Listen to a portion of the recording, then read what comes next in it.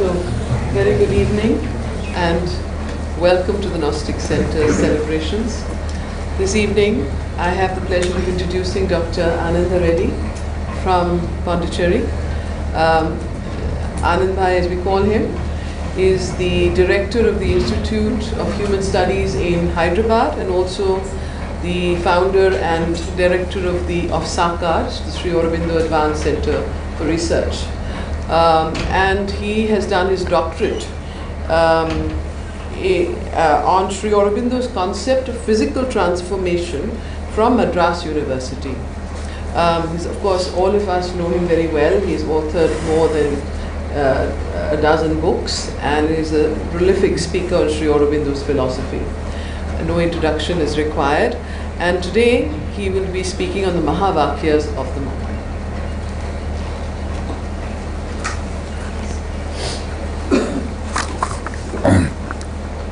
Well, namaskar.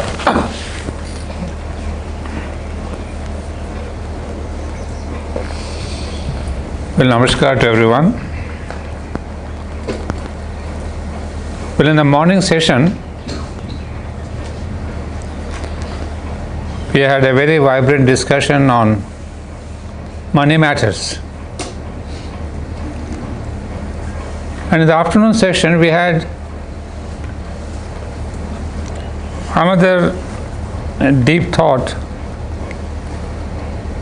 on it is spirit that matters. And now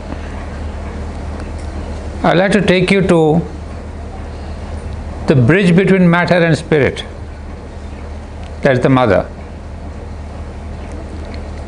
And suddenly I realized that this is one of the aspirations of the Gnostic Center itself, to build a bridge between matter and spirit. So I thought it is well that I decided to speak on some of the Mahavakyas from the abundant advices that the mother has given us during her life, both written and oral. So on this significant occasion of the Silver Jubilee of the Gnostic Center, a place for aspiring souls, I would like to recollect some of the Mahavakyas that the mother had given to help such seekers for a higher spiritual living. I have selected only a few among the numberless advices that the mother has given to each living souls on the path, this sunlit path. Her path is not arduous or strenuous. She, out of her own tapasya and grace, has laid out the yellow brick path for her children, seeking to lead a meaningful life of spirituality. Well, when I was writing this, I recollected a beautiful story that most of us know, at least among the Indians, the story of Ganesha. All of us know that in the story, it seems Brahma gave a mango to Shiva. And Lord Shiva could not decide whom to give this mango to. Is it to be given to Kartikeya or to Ganesha, both his sons? So he said, let me put them to a test. He gave each of them a bowl full of oil. And he said, make a projection of the earth. And whoever comes back first, obviously will get the mango. And the moment Kartikeyan got this bowl, he jumped up on his peacock and flew away. And Ganesha, being slow, he could not take a start like that. But what he did was, he went thrice around Parvati and Shiva. And then he said to Shiva that now I am the winner, you give me the mango. And Shiva said, how come? You have not gone around the world. He said, you and Ma are my world. Nothing belongs to me, nothing is the real world for me. You two are my world. So I have gone around you thrice, so I am the winner. And Shiva, pleased with his story, with his interpretation of the what world is, he gave away the mango to Ganeshji. This catches in a nutshell what we speak about the sunlit path and the real yogic path, which has been given much in the synthesis of yoga. In fact, what we see in the synthesis is the path that has been followed fully by Sri Aurobindo. Not only during his days of tapasya from 1910 to 1914, and beyond that, whatever he has noted in the record of yoga, but I feel somehow it was meant for him, and he has really given there what he practiced, what he achieved, and the stages of his transformation, or not the transformation, at least the achievement of the Saptachatushtaya. So all the levels of sadhana, it is he who has done it. Because if we read the synthesis of yoga, in fact it's frightening. None of us could even begin where to start, how to do.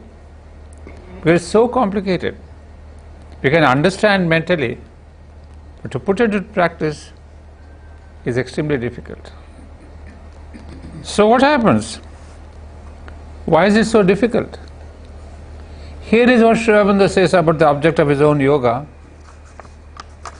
The first one, imagine the very beginning of yoga for Sri Aurobindo has been to become one with God, to be divine and live a divine life is the first object of yoga. I mean, we may have lectures and talks and webinars on these objects, but you cannot be doing that right sitting here. Second object. The second is to know God in himself and in ourselves and in everything. Realizing the divine in everything around. So not only to realize the transcendental divine, but the divine around and within. And then he writes the third object is to make ourselves one with the divine will and to do in our life a divine work by means of the divine power using us as an instrument. On the third level, you become a full instrument doing the divine will and becoming his instrument. So when you come across such a statement, this is the object of yoga, I think we have given it a lot of thought, but it seems to be stupendous. And then what we see, all these things which he realized have been systematically, logically, in a beautiful language that could be at least understood in the sense what was given in the record of yoga is the language itself is hieroglyphics, difficult to even decipher. Of course, scholars have done that, try to decipher, bring out some meaning, etc. But all that was there, almost like a hieroglyphic language, has been logically translated, transcripted into the synthesis of yoga in that great book, the journal, the Arya. But my question is, he did not complete the synthesis of yoga. As he writes himself, the synthesis of yoga was not meant to give a method for all to follow. There's a letter. It says the synthesis of yoga was not meant to give a method for all to follow. Each side of the yoga was dealt with separately with all its possibilities. Well, those of you who have gone through the synthesis, you will see the three parts that are there about Bhakti Yoga, Jnana Yoga, or Karma Marga. And then the fourth section, he comes to the perfection, his own yoga, the yoga of self-perfection. But there also he says, that with all its possibilities and an indication as to how they meet, so that one starting from knowledge could realize karma and bhakti also, and so with each path. It was intended when the self-perfection was finished, that is book 4. When that is finished, to suggest a way in which all could be combined, but this was never written. So there is definitely something that Sri Aurobindo wanted to say, which was left incomplete. And then what is more interesting, unfortunately he never completed it as it is understood, by telling the mother, you will complete it when I have completed my yoga. So he gave the work, the finishing work, to the mother. He said, now this book, kind of the Yoga of Self-Perfection, will be completed only through your yoga. So here are some of the hints which tell us that this is not meant for all, and this was not really completed. But then my guess, I may be wrong, is that this yoga, this synthesis of yoga, was further completed in the agenda, where the mother herself undergoes transformation, cellular transformation. She speaks about it in great detail. So as the master had said, his yoga gets completed in the agenda. Of course, people may say there's a lot of things happening in Savitri also. But as yoga, as description of the details, we get only the agenda. So that is my finding, that this is where synthesis of yoga was really incomplete, and the mother who completes. But then what happens? In 1920, the mother returned and Sri Aurobindo's yoga took a different turn. All that was theoretical became something concrete and experiential. It was as if the beautifully carved idol of integral yoga came to life. The pranic energy and Shakti was breathed into the idol. The mother had become the very breath and soul of integral yoga. The entire focus got changed, and the living incarnation of the Mahashakti and her 4 aspects, which were envisioned even in the record of yoga, were to be experienced in the very physical frame of the mother. So I am trying to trace in front of you what are the changes that have been coming over the years in the yoga, in synthesis of yoga or integral yoga. First, Sri Aurobindo did his own yoga, which is recorded in the record of yoga. Then the 1920 mother comes in, and then he himself says the yoga completely changed, because now the mother herself became the center of yoga. And the proof of that is in 1926, which all of you know, the great date, year, the descent of Sri Krishna consciousness. There is a sudden change, because you see, in 1927 the book The Mother was written. And what happens in the book The Mother? The whole emphasis and focus is the mother. And that book The Mother is the saramsha, the essence of the synthesis of yoga, meant for you and me. Now here comes the sunlit path, where we have been taken into account and saying, these poor human beings, how do I simplify that? And therefore we have the mother is really the essence of the sunlit path. In simple words, he says so much about these 3 paths: aspiration, rejection, surrender, the faith, the trust, and all that. You see, there are 6 chapters there. The first one of them, the chapter number 4, we discussed in the morning about money. But rest of the 5 chapters, we see the path, the goal in fact, the path, and the supreme commander, the supreme deity. Because when we surrender, we have to surrender to a deity, to a person, to a god, to a goddess. So in sadhana we require all these things. The sadhana, the aim of physical transformation, aim of the sadhana. Even that physical transformation is not much emphasized, although it's mentioned here and there. What is important is, how do you go about this sadhana? And that's only surrendering to the mother. So it becomes now and understandable. We are not discouraged by this long sentences, difficult thought in the synthesis of yoga. We say, now these are the three things. You have the aspiration, rejection and surrender. About these we find chapters and paragraphs and pages in the synthesis. But this concise manner, and of course many devotees who have elaborated on this, because Sri Aurobindo has written about this surrender etc. in many books. At least we get something to grasp. It comes to a grip. So that is the path. And then who is the person to whom you are going to surrender? And there comes in chapter 6. Who is that person? It's the mother. And when we see the mother, of course, we get the four aspects. Beautiful, brilliant, mantric descriptions. I mean, if somebody were to translate each of those descriptions, they would become really mantras.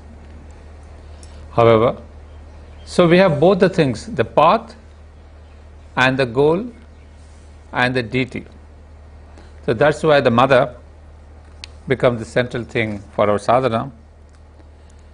And so that is the third stage. Now what happens in 1950? In 1950, all of us know, Sri Aurobindo left his body.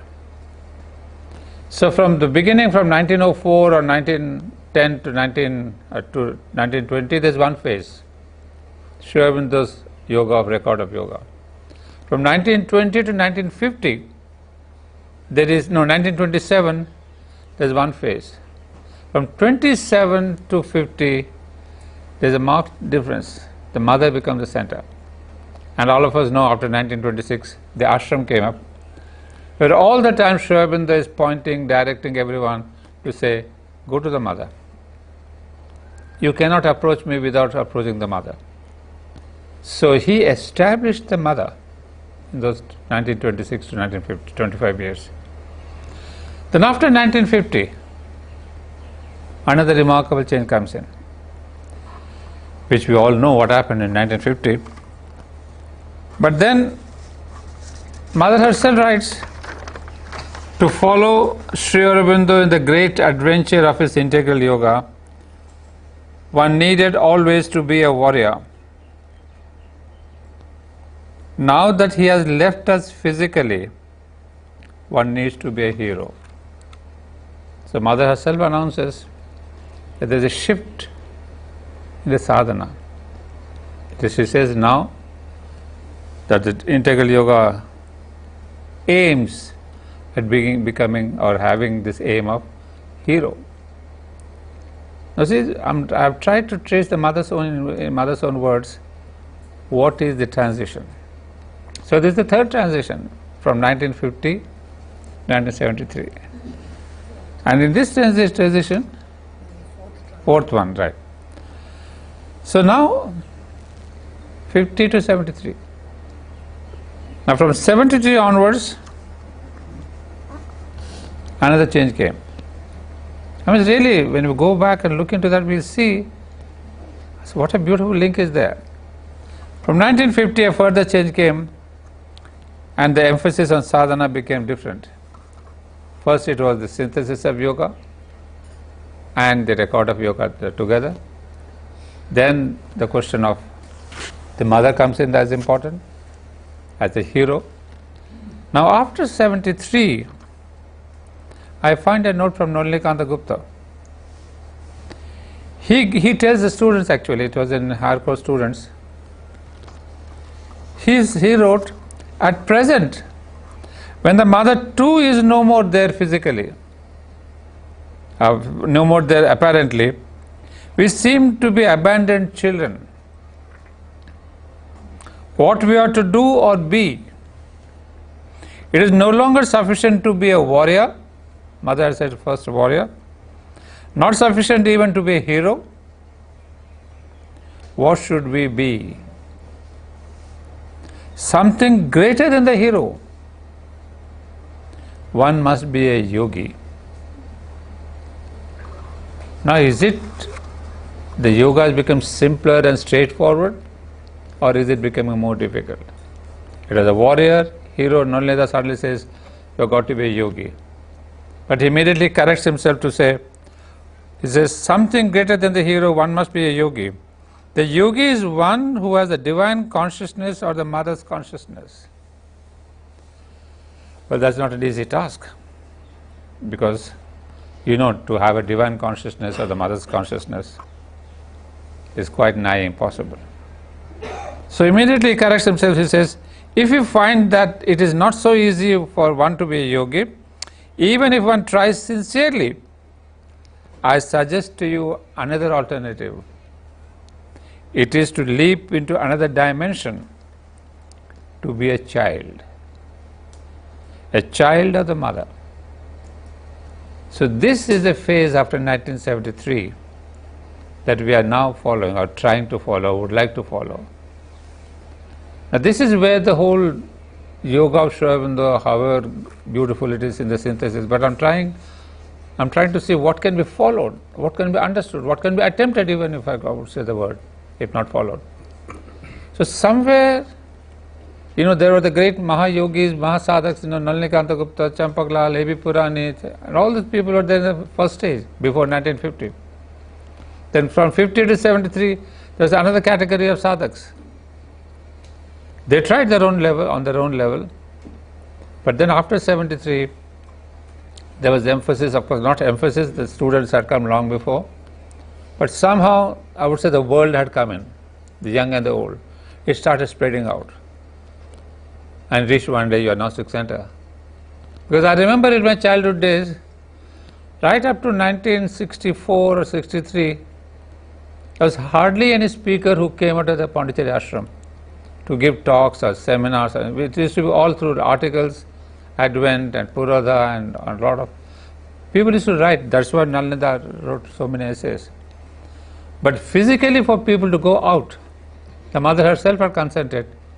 One of the persons there was A.B. Purani, I remember. He was allowed to go to US and give talks on Sri Aurobindo's philosophy and yoga. So mid-60s, the trend began for people to come out. Until then, the ashram was very much in a niche, and every sadhak was really concentrating on his own sadhana, not bothering about how to spread his word or nothing. So after 73, Nalnida gives us a hint that you try to be a child. Now, what exactly is to be a child? It's said easier than done. Because you see, in Sri Aurobindo himself writes earlier in 1934, you are the mother's child, and the mother's love to her children is without limit, and she bears patiently with the defects of their nature. This is very significant, coming from Sri Aurobindo. You see, a master, a yogi, he doesn't forgive your defects. He is a yoga master. But what is the nature, the characteristics of a mother? She bears with the child the defects, the problems, the ignorance, whatever he may do, good or bad. So Sri Aurobindo noted saying, you try to be his child, a mother's child. And that phase came emphatically after 1973. In fact, Sri Aurobindo wrote that, he says, try to be true child of the mother. It is there within you, but your outward mind is occupied by little futile things, and too often in a violent fuss over in a violent fuss over them. So Sri Aurobindo knew. So what Nalnida wrote in the end, that now that the mother is physically not there, you try to be a child. And there is another significant thing about child.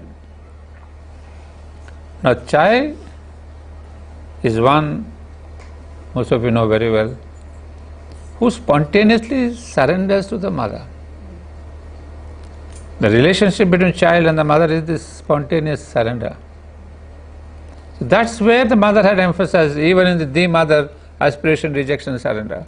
And the mother, as Sri Aurobindo always told, surrender to the mother. So there I see now our yoga is in a way simpler, more natural, more doable. Because she says, be a child to the mother. And it's in this phase that I found these Mahavakyas. Mahavakyas is a great uttering, great words, which has been used normally with the Upanishads. We say there are 3 or 4 Mahavakyas of the Upanishads. Sri Aurobindo himself chose 3 or 4 of them. And those are the Mahavakyas, are those which really carry the essence of the message. Not only the essence, the power behind it, the transformative power that the mantra has. So you see, this is what struck me. When you read the Mother, you may have your own Mahavakyas. Nothing is rigid or final. So what has touched me, I put them forward and really try to explain them in the light of the Mother and show in those explanations. One of the first ones is the other thing that I was telling you was spontaneous surrender.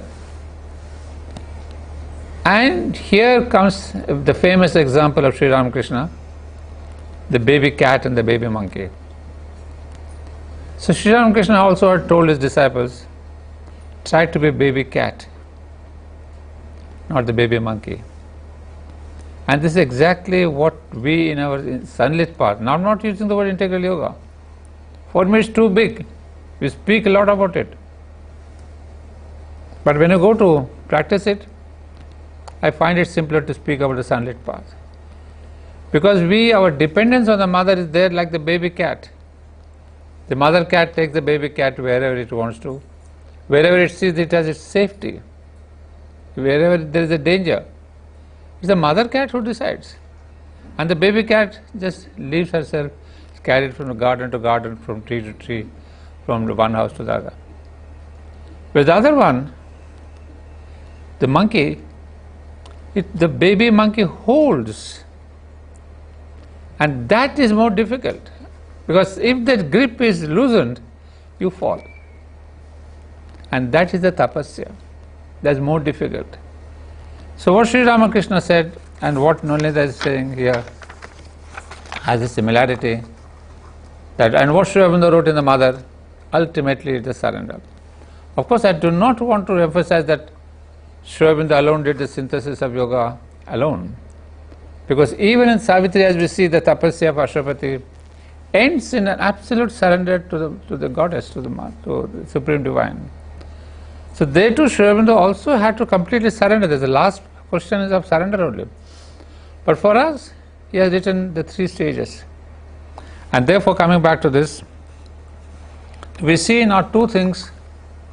One is the dependence on the mother and the surrender to the mother. But both these things imply something more, which again the mother has been telling us, not children when we were kids, and even before me, those who were in the ashram were kids. She used to say always, realize your psychic being. I mean, in choti moti baaton mein. I mean, it's not really you sit for meditation and realize your psychic being. Because the more I read Sri Aurobindo, I mean, it's philosophy, synthesis of yoga, human cycle, you read any book, there's only one word that comes out, surrender. I mean, I've seen it from so many angles. It is surrender that alone matters, and surrender and psychic realization. I mean, I've seen it socially, that's the only answer. This morning we were discussing about money power and all that, the discussion yesterday with some people. Again, the answer is the psychic realization. So it's as though we cannot but go forward, and we can go forward only with the psychic realization, nothing else helps. In fact, most of us know, those who have been reading the books, Sri Aurobindo says, my yoga begins with the psychic realization. I mean, in the past there have been so many great yogas, but it says Sri Aurobindo's yoga begins where other yogas end. That is, beginning of. Even there are a couple of sadhaks who came, and Sri Aurobindo bluntly asked them, have you realized your psychic being? If not, you cannot even start my yoga. So this concept of psychic being is a central thing.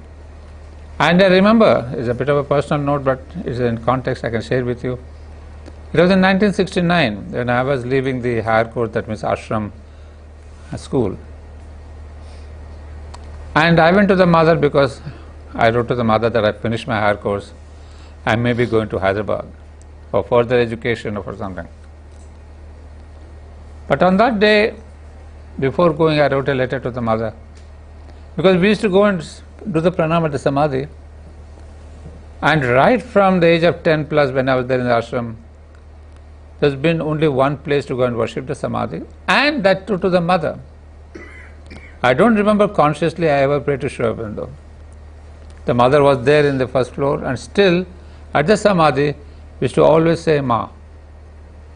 So this was the spiritual tradition that was established, the mother. And so I wrote to the mother saying, Ma, all our prayers we do at the samadhi.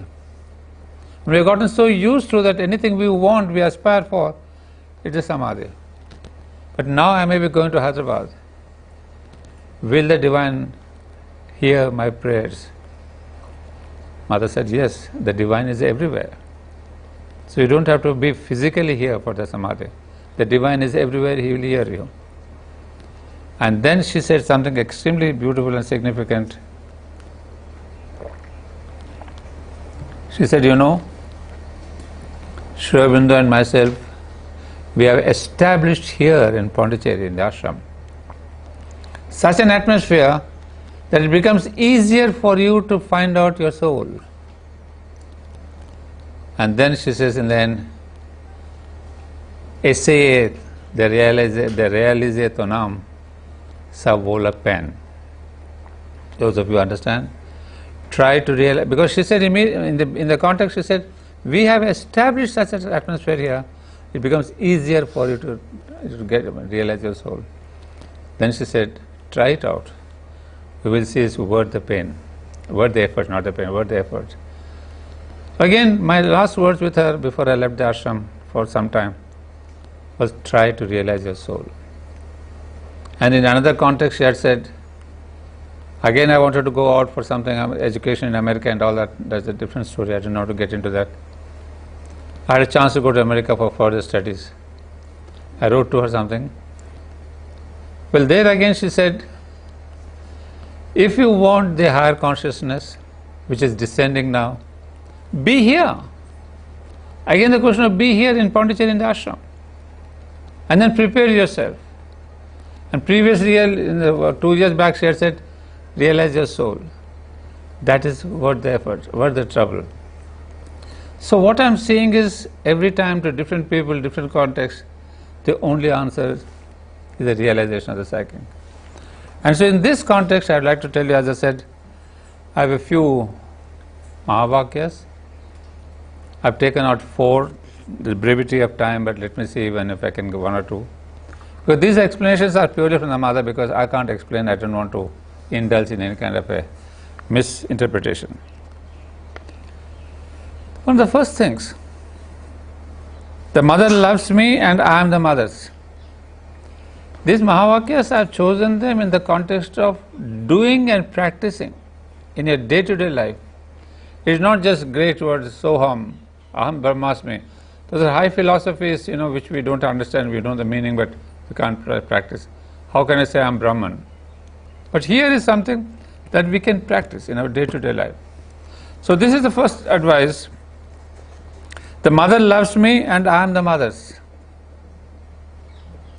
Do not think, this is Sri Aurobindo writing, do not think whether people agree with you or do not agree with you, or whether you are good or bad, but think only that the mother loves me and I am the mother's. If you base your life on that thought, everything will soon become easy. You see, it's really, I feel inspired, because you see, we want to do meditation, concentration and all that. But that's, you have to sit here and do meditation for 15 minutes, or whatever the time. But if I am walking on the street, on the road, beautiful, as Amita was telling in the morning, beauty is a manifestation, beauty is, obviously, delight and beauty go together. You cannot have Ananda, the joy, We cannot have Mahalakshmi without beauty. This harmony of beauty, harmony of soul, harmony of mind and thought. So you go around this beautiful place, but if there is one japa you can do, that I am the mother's and I am the mother's, and the mother loves me and I am the mother's. Do that japa, you see. Suddenly things will open, and Sri Aurobindo himself says, everything will soon become easy. It is because of the thoughts about others and your badness that you feel far from the mother. It's another beautiful thing. You see, mother, do you listen to me? My prayers I've been telling you last 6 days, 6 months. But we sometimes feel mother has not heard my prayers. But here is the correction. It is you who move away, go away, run away from the mother. Mother doesn't run away from you. How can ether run away from us? Ether is all around. You cannot escape it. So he says, all the time she is very near to you and you to her. If you take the position I told you and make it the basis of your life, look at the words, basis of your life. The mother loves me and I am hers. The curtain would soon disappear, for it is made of these thoughts and nothing else. And then I have a letter from mother. I mean, these are some of the letters which I have picked up from volume 17, more or less, of mother's collected works. Look at each of them. One letter to an answer, she says, yes, my dear child, I am your true mother, who will give birth in you to the true being, the being who is free, peaceful, strong, happy always, independently of all circumstances. Next one. My dear child, I carry you always in my arms, pressed close to my heart, and I have no doubt that you will become aware of it if you forget the world and concentrate on me. By turning your thoughts towards me, you will feel closer and closer to me, and peace will come to dwell in your heart. All the world's meditation cannot bring this peace. It's only this mantra. Try to feel her presence, feel her close. That will bring you all that. Another question. My sweet mother, human contact has done me much harm, but I cannot give up this habit. I have made many efforts to stop all these contacts, but I cannot. I don't know what to do. Mother, let me be open to you and to no one else. Always, always give me patience. A common problem for all of us, with all of us. And what she says, I don't think it will be good for you to live completely retired and turn it on yourself. The whole thing is to choose your relationships. Well, you must choose to enter into relation with those whose contact does not veil my presence. An extraordinary guidelines. I mean, we are in the society, we go to parties, we go to weddings, we go to these functions, we come across people. But then one has got to be very sensitive, selective, and choose who, she says, who do not veil my presence. That's the only criterion. You will see another quotation I will give you. So she says, nothing is moral, immoral, good, bad, no rules, nothing. But anything, anybody who veils you from me, that person, that action is something wrong from the spiritual point of view. Otherwise, we have no rule book here. It's only your own conscience, and you feel this person or this act or this doing or going this place will take me away from the mother. Don't do that. I mean, it's such a simple thing that you don't have to read the Gita or Bible or Quran or nothing and say verse number, formula number, nothing. And one more thing. Give me peace, give me joy in work, make me your instrument. Many of us want to be instrument. We aspire to be, so that the mother may work through me. Let me be the instrument. And such simple thing, mother says, my dear child, I am very happy to know that you want to be my instrument.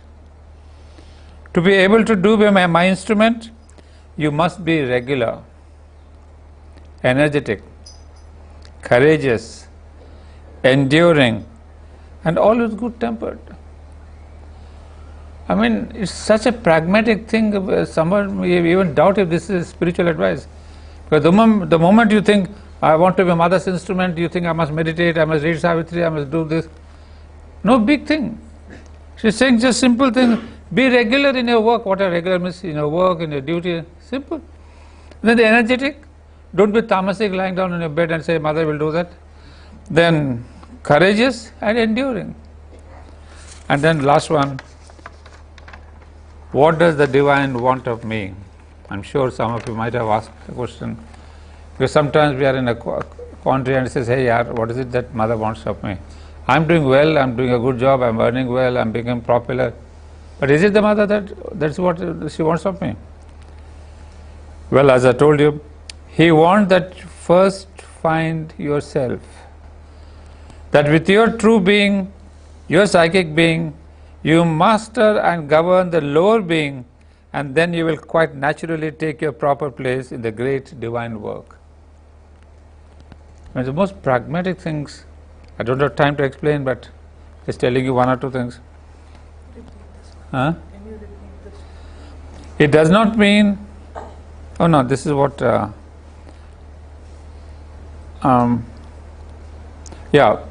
What does the divine want of me? He wants that you first find yourself, what we say the psychic being. That with your true being, your psychic being, you master and govern the lower being, and then you will quite naturally take your proper place in that divine work, which we may not know. Please remember, it's not written to you, Mr. Reddy, you will do that, Amita Mehra, you will do. No. Because doing the small thing or the big thing we don't know. Even doing a gardening there, maybe you are doing the divine's work. You don't have to be a central figure or a big figure. But if you reconnect with the true being, then only you will know your divine's work. Because on the true being, the psychic touch, you do not have the ego saying, oh, I want to be this. It's a psychic being which knows what it wants to do for the divine. So she says, leave it to the divine. Well, another one, beautiful one. We all want mother's love. And a beautiful confession, I agree with this sadhak. We all want mother's love, but I wonder how many of us truly love the mother. Where indeed do we see one-pointed, every sacrificing, never failing love? Who has love only for the divine? This is sadhak who is saying. But mother has always a beautiful way of putting things. It does not mean that there is no love, but that the love is mixed up and covered with egoism, demand and vital movements.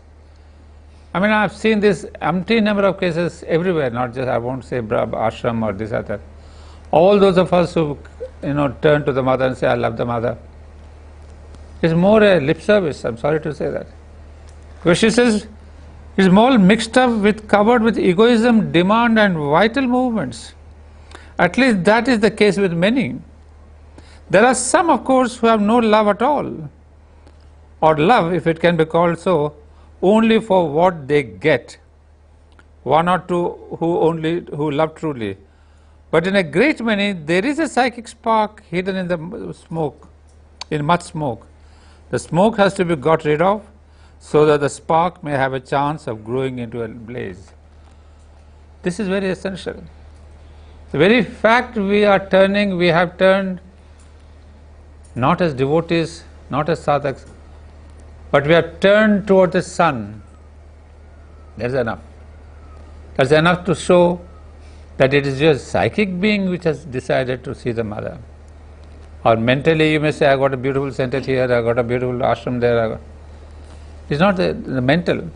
Until the psychic decides to turn, your mind, your vital, your emotions can't turn.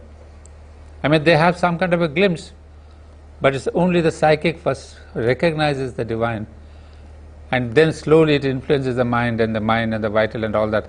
Then it gives you a place to go to. You got a samadhi here, you got a samadhi there.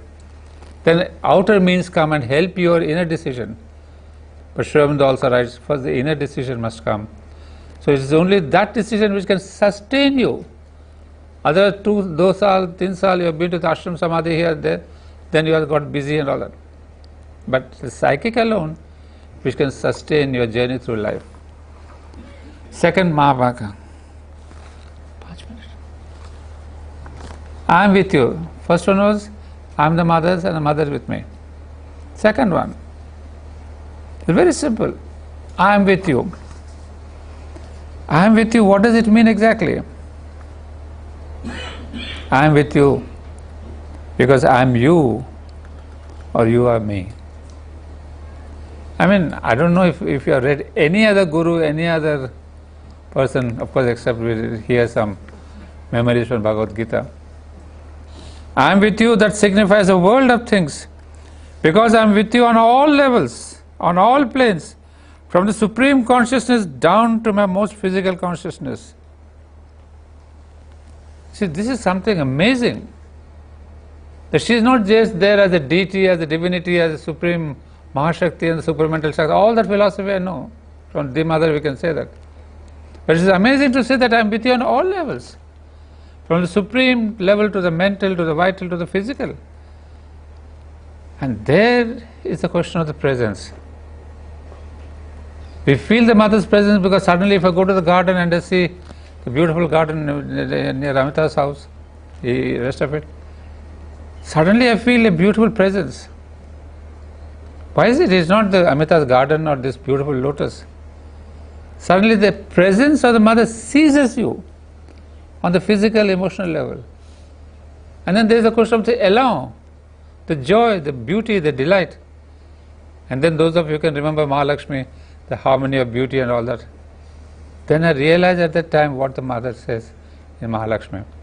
Then she says, in a general way my force is there constantly at work, constantly shifting the psychological elements of your being to put them in a new relations and defining to yourself the different facets of your nature so that you may see what should be changed, developed and rejected. This, of course, in many contexts you will see the problems and the difficulties which they have come to me. But I realize now, problems and difficulties don't come.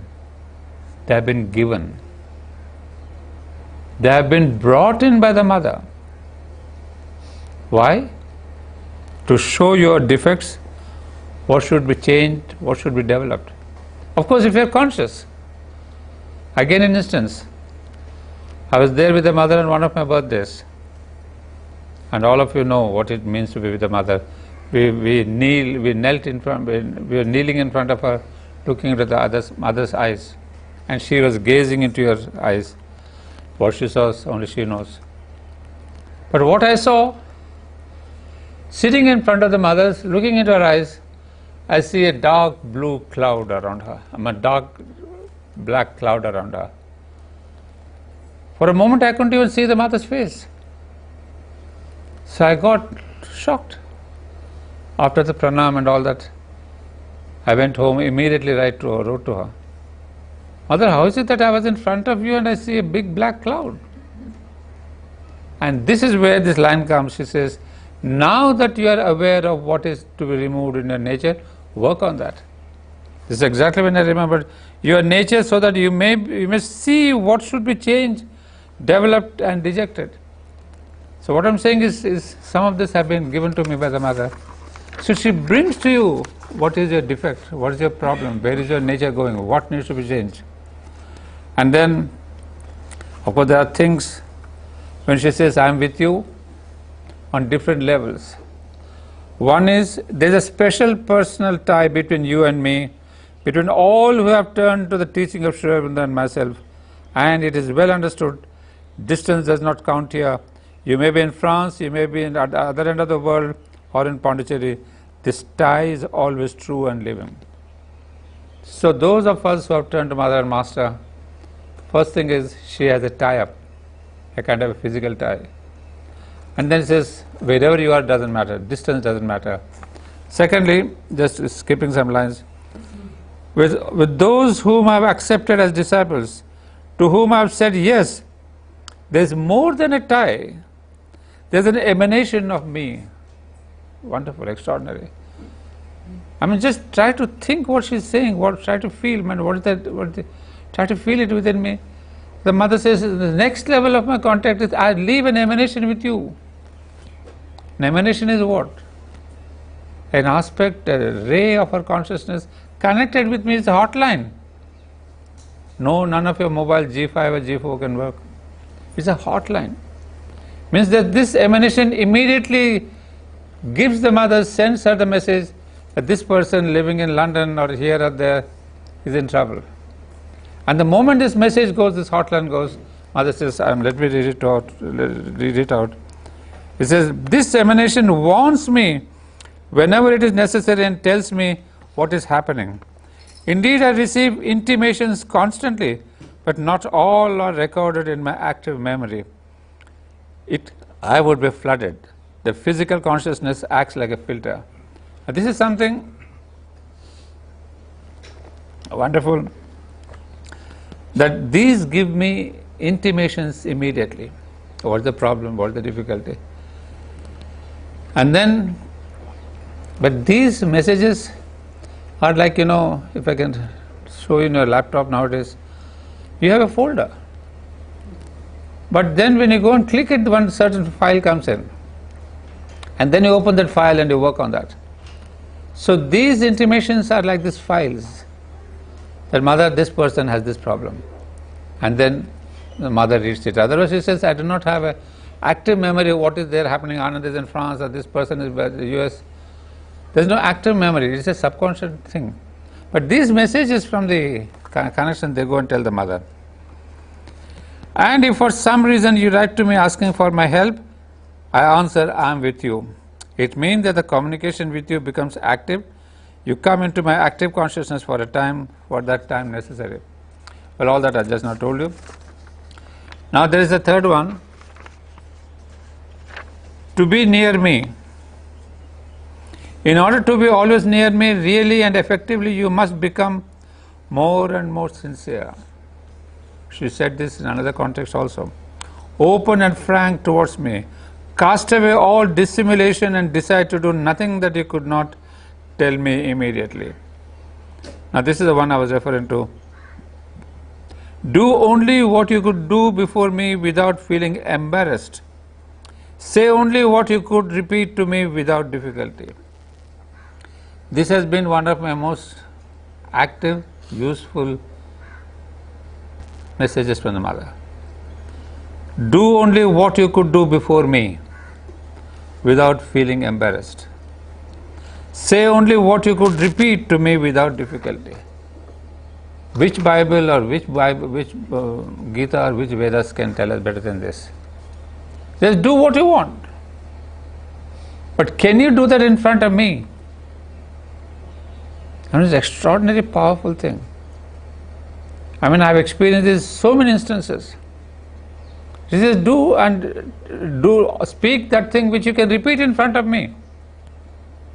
I mean, it's the most dynamic, most wonderful, most active message that I've seen. And I've practiced, as I told you, I mean, chota, mota, bada, jhoot, jhaat, joyval, every time this line comes, can I tell this to the mother? Can I do this in front of the mother? If I cannot, don't. So it's been my very, very active guideline. And last thing is, which all of us know, surrender. But there's a lot to say about surrender. You can speak a lot of things. But with me, I've discovered there are 3 stages of surrender. There is a passive surrender, active surrender, offering, and a consecration. Now what happens is, passive surrender, most of us get into this passive surrender. Oh, mother will do everything, mother will do everything, I've told her mother will do everything. It's a passive thing. But then she says, even the mother said, you have got to do an active surrender, a dynamic surrender. And this dynamic surrender is known as the offering. Offering is consciously you are giving your thought. In fact, again something to relate. I was the age 12 or 13 or 14 maybe. Because I used to hear so much from my teachers that you should surrender to the mother. Mother says surrender and all that. So I was bold enough to write to the mother. Mother, all my teachers tell me to surrender to the mother. What does it mean? Because I have not read Life Divine or Savitri or Synthesis, nothing. And as a child of 12, 13 years, she gives back a notice saying, or letter. When I said, what is surrender? She says, in French she said, but I'm putting in English. With your mind, give your thoughts. With your heart, give your emotions. With your body, give your actions. I mean, I was so happy. I said, my God, there couldn't be a greater definition than this. You know, for a simple young child, there's no philosophy. 3 things she said: body, mind and life. And believe me, that has been my prayer at the Samadhi. Because more than that, I don't know what to do. But yeah, even now when I do that, when I give a talk, when I go for a walk, it's a mental thing, my thoughts. In fact, when we were in the group, still Tarade would remember, if mother would say, mother, we used to have short concentration before we started the group activities. That means any kind of physical activity, football, game and all that. So it was compulsory to have a concentration. So one day I think one of the captains wrote to the mother, what do you do during this concentration, before the action? She said, when you're concentrating, you just remember me and say, Ma, I'm going to play football now. All that I'm going to do in the game is for you. And we used to have a concentration after the game. What do? You tell the mother, Mother, I played for 45 minutes football. Whatever I've done, good, bad, better, I've offered it to you. I mean, she used to give us a simple thing that are practicable. And as so-called, afterwards, all the philosophy of the Life Divine, Synthesis of Yoga started bombarding my mind, it became complex. I was happier perhaps when I was a child. The simple things. But luckily, for my soul and for my destiny, those simple things have stuck on. I can give a talk on the Life Divine, but these 3 things are the most beautiful things. Well, that's what surrender is, consecration of the whole thing. But then I skipped something. The last thing that I'd like to emphasize. You see, each one of you may come up with your own Mahavakyas. But what I have brought out is what I'd like to do, what I'm trying to do, what I'm failing to do. But at least these are things that are related to my life. But then the last one that I was amazed is again from Nalnida. It is as if, all the Mahavakyas, all the hundreds of Mahavakyas that are there in the Mother's Saraswati get summarized in this single quote from Nalnikanta Gupta. It is like, it reminded me exactly what Lord Krishna tells Arjuna in the 18th chapter, verse 67, 67, 65, 66. When those are there, Sarva Dharman Parityajya Mamekam Sharanam Mama, Manmana Bhava Madbhakta Madhyajima. Same tone is there.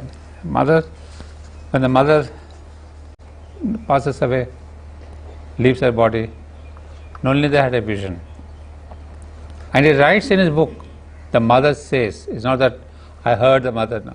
The mother says, just see, mother is saying to Nalini, just see, look at me. I am here, come back in my new body. Divine, transformed and glorious. And I am the same mother, still human. Do not worry. Do not be concerned about your own self, your progress and realization, not about others. So we think of this collective consciousness, growing into the group consciousness, just forget all that. She says, do not be concerned about your own self, your progress and realization, not about others. I am here, look at me, gaze into me, enter into me wholly, merge into myself, lose yourself into my love with your love. You will see all problems solved, everything done. Forget all else, forget the world. Remember me alone, be one with me, my love. Masucha. Sarvadharman Parityaja Masucha. Do not worry. Be mind-minded, my lover, my worker. So those beautiful phrases come back in this thing where she says, do not worry about have I gotten a psychic being, have I gotten a mental peace, have I gotten a vital calmness. Really, I mean, it's such a burden sometimes if you really think of doing all these things. I want this, I want that, I want to become this. If we have the same thing as he says, you will see all problems solved, everything done, forget all else, forget the world, remember me alone. Same words the Lord Krishna finishes his Bhagavad Gita, and we see with Nulinida, same message. So friends, these are things, one can go on and talk, but I selected those really which have touched me, which I want to realize.